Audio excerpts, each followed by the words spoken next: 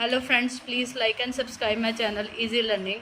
आज का जो टॉपिक करने जा रहे हैं वो है फाइल ऑर्गेनाइजेशन। फाइल ऑर्गेनाइजेशन क्या होती है, जो सिस्टम एनालिसिस एंड डिज़ाइन का नेक्स्ट टॉपिक है। फाइल ऑर्गेनाइजेशन का मतलब होता है कि क्या हमने कैसे हमने अपना डेटा जो है फाइल में ऑर्गेनाइज करना है। फाइल ऑर्गेनाइजेशन एक स्ट्रक्चर्ड मेथड है, एक सीक्वेंशियल मेथड है जिसमें हम रिकॉर्ड्स को अरेंज करके रखते हैं यूजर्स की रिक्वायरमेंट के हिसाब से। जो हमारा डेटा होता है उसमें प्रॉपर अरेंज ऑर्डर में होता है, उसमें डेटा ऐड करना, डिलीट करना, अपडेट करना क्या हो जाता है, ईजी होता है। तो उसको बोलते हैं फाइल ऑर्गेनाइजेशन, जिसमें जब भी हम रिकॉर्ड को प्रोसेस करना चाहे, व्यू करना चाहे, वो हमें इजीली अवेलेबल हो। वो तभी इजीली अवेलेबल होगा जब उसकी ऑर्गेनाइजेशन क्या होगी, अच्छी होगी। अच्छे ढंग से फाइल्स को क्या किया जाएगा, अरेंज किया जाएगा। फाइल को ऑर्गेनाइज करने के लिए कुछ हायरार्की फॉलो होती है, कुछ चीज़ें फॉलो होती हैं उसमें। ये जो हम चीज़ें डिस्कस करेंगे, ये टर्म्स डिस्कस करेंगे, जिससे हमारी एक फ़ाइल जो है वो क्या होती है, तैयार। सबसे पहली जो मेरे पास टर्म आती है वो है बाइट। बाइट क्या होता है, जब 8 बिट्स मिल जाती हैं, 8 डिजिट्स मिल जाते हैं, उसको हम कहते हैं byte. So it is a combination of 8 bits. So byte जो है सबसे छोटा एड्रेसेबल पार्ट है हमारा मेमोरी का, स्मॉलेस्ट यूनिट भी कह सकते हैं मेमोरी का, वो हमारा है बाइट। और बाइट से पहले बिट क्या होती है, बिट सिंगल डिजिट्स होता है। कंप्यूटर की जो भाषा है ना वो है बिट की, जिसमें 2 ही डिजिट्स आते हैं, 1 एंड 0। 1 का मीनिंग ऑन और 0 का मतलब ऑफ। जैसे बाइट कैसे बनती है, बिट के 1 0 1 0 1 0 1 0 के 8 डिजिट्स मिल जाए, वो मेरी क्या बन जाएगी, बाइट। बिट हो गया सिंगल डिजिट, और सिंगल डिजिट्स जब मिल के 8 ऐसे सिंगल डिजिट्स मिल जाते हैं 1 और 0 के कॉम्बिनेशन से, वो हमारी क्या बनाते हैं, बाइट। उसके बाद हमारे पास आती है डेटा आइटम। डेटा आइटम क्या होती है, जब बहुत सारियाँ बाइट्स मिल जाती हैं, वो हमारी क्या बनाती हैं, डेटा आइटम। डेटा आइटम को हम फील्ड भी कह लेते हैं, एट्रीब्यूट भी कह लेते हैं, डेटा आइटम भी कह लेते हैं, और एलिमेंट भी कह सकते हैं, और सेल भी कह सकते हैं। जो किसी टेबल में जो सिंगल यूनिट होता है उसको बोलते हैं डेटा आइटम। फॉर एग्जांपल मैं यहाँ पे एक छोटी सी एग्जांपल लेती हूँ। ये मेरा एक टेबल है, सपोज ये मेरा एक टेबल है। इस टेबल का नाम मैंने रख दिया स्टूडेंट। स्टूडेंट के भी मेरे पास क्या है, कॉलम क्या है, रोल नंबर, नेम, और ये क्या है, एड्रेस।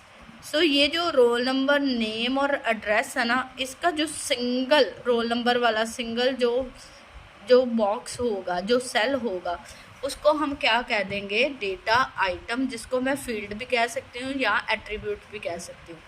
एट्रीब्यूट हम उसको कहते हैं, हमारी पिछली वीडियोस में डेटाबेस की आपने डिस्कस की होंगी। डेटा आइटम या एट्रीब्यूट्स उसको कहते हैं जो किसी टेबल की क्या रिप्रेजेंट करता है, characteristics.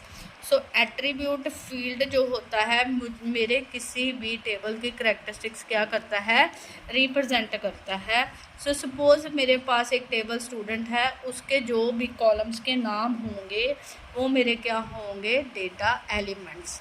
Name, roll number, class, मैंने एक एग्जांपल लिखी है। इसके बाद मेरे पास जो थर्ड हायरार्की में जो चीज़ आती है वो है रिकॉर्ड।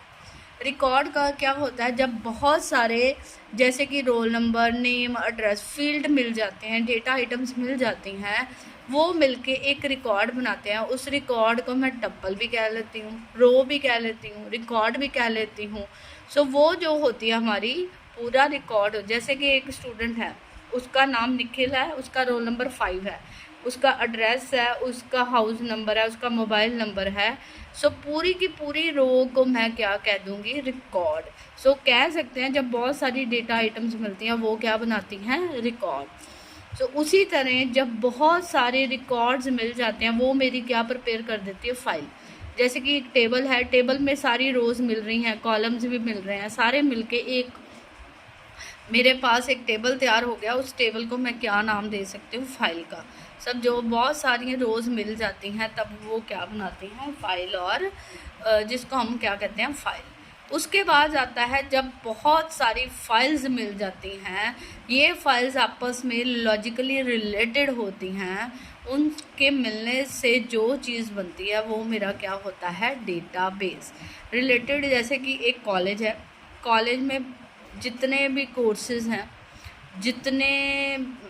जितने भी टीचर्स हैं, सभी क्या है, उस ऑर्गेनाइजेशन से रिलेटेड है।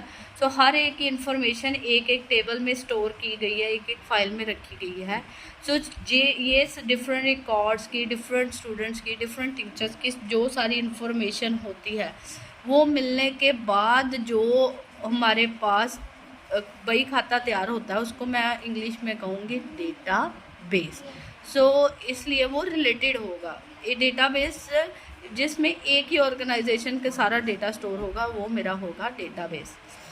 अब उस डेटाबेस में कुछ नई फाइल ऐड करनी है, कोई नई रिकॉर्ड रो ऐड करना है, कॉलम ऐड करना है, कुछ डिलीट करना है, कुछ अपडेट करना है।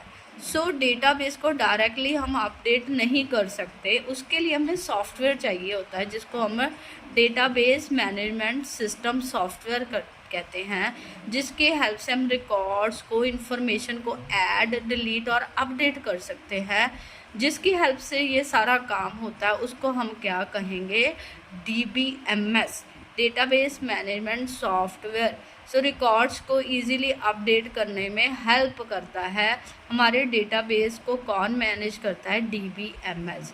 सो ये सारी चीज़ें मिलके फ़ाइल की एक हायरार्की बनाती है, सभी एक दूसरे के साथ रिलेटेड है। बाइट से डेटा आइटम बनती है, डेटा आइटम से रिकॉर्ड, रिकॉर्ड से फाइल, फाइल से डेटाबेस, और इन सब को मैनेज कर रहा है DBMS।